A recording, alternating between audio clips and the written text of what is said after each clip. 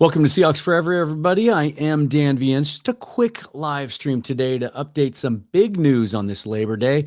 Just 6 days away from the Seahawks opening their season against the Rams at home. And we'll take some of your questions if I have time on the air and I get some good stuff. Other than that, let's just get into it. This is Seahawks Forever. Welcome to the Seahawks Forever podcast. And now, here's your host, Dan Viens. Hey, look at that, everybody. I figured out how to do that. This is another technical test of sorts today.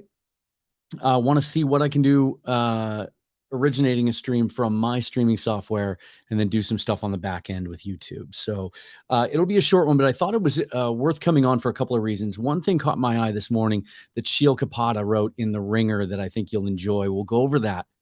A pretty bold preseason prediction from Sheil and update you on some big news coming out of the VMAC today. Let's start there, shall we?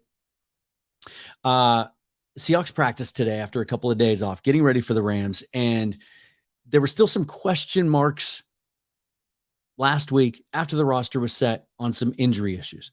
Specifically, receiver Derek Young.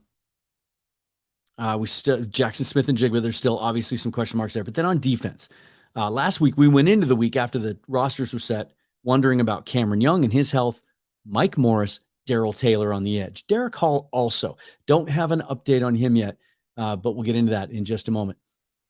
Cam Young returned to practice last week. Derek Young today, we got some significant news on. He did undergo hip surgery. John Schneider confirmed today, a week and a half ago, he has been placed on injured reserve. That means he has to miss a minimum of 4 games. He could come back after the bye week. So we have some clarity there as far as the wide receiver position goes. Nobody elevated to the 53 at that position. So it's still Jake Bobo and Cody Thompson is the other two on that list. The fact that Cody Thompson hasn't been placed on IR is good news. He had a shoulder injury. We still may see a game day elevation there at the wide receiver position. So right now it's DK, Tyler, Jackson Smith and Jigba, and then Jake Bobo and Cody Thompson. On the defensive side, though, this is where all the questions came into play. And the biggest one is Devin Witherspoon, the number 5 pick in the draft. We know something, but we don't know everything. Reports today out of the VMAC is that Witherspoon was out there and participated in practice. Here's the thing, though. We don't know how much of practice he participated in and whether or not he went full speed because reporters are only allowed to watch a certain portion of practice. But Witherspoon was seen out there with the full squad during that portion. So was Mike Morris.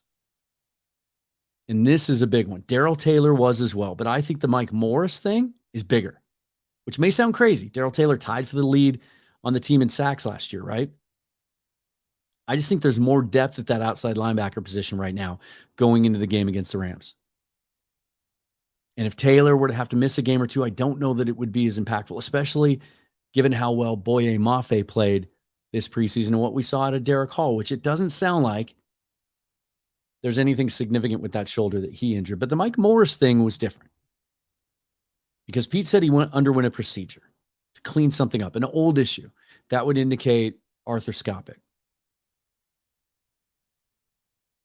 So we don't know that him being at practice today means he's going to play against the Rams, but it would indicate that it's not that serious of a condition and that it probably doesn't require him to miss multiple games.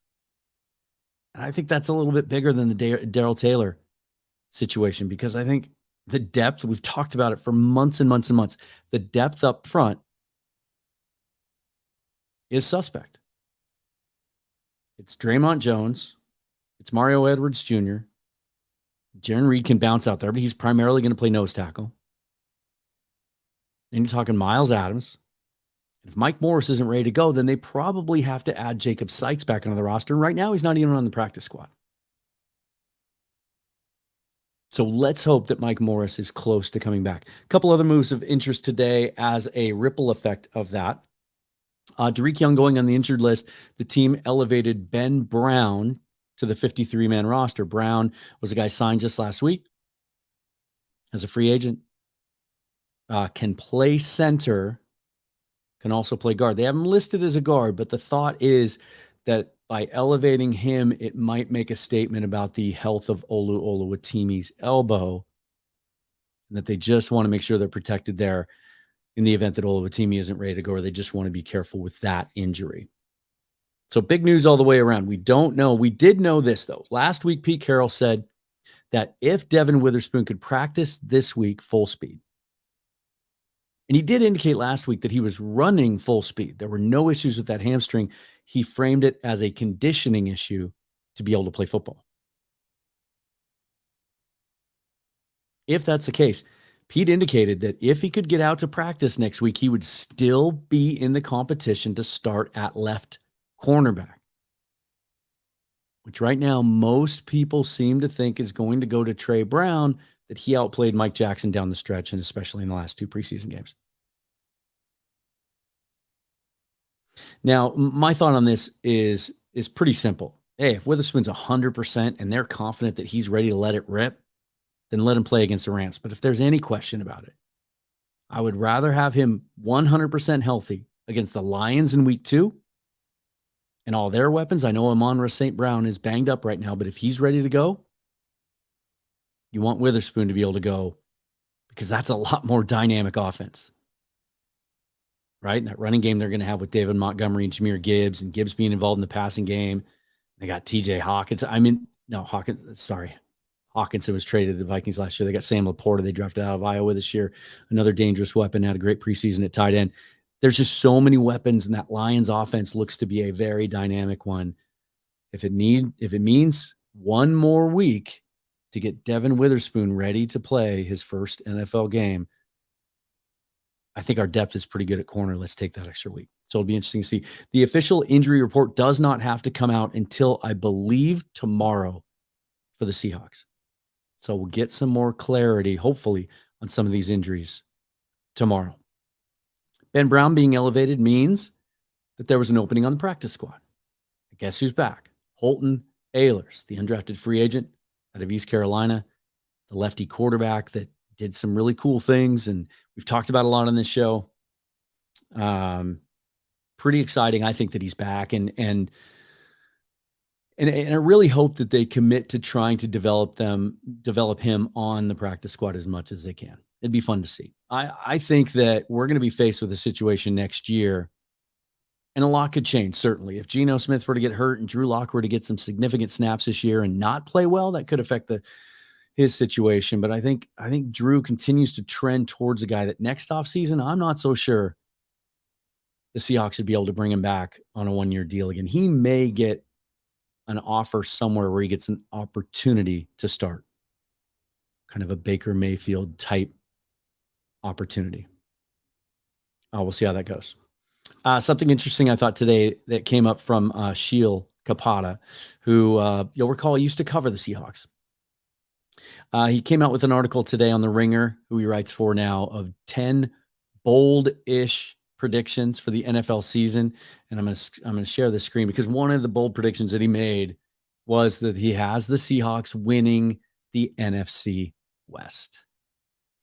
Pretty interesting. Here's what he had to say about that. Hold on.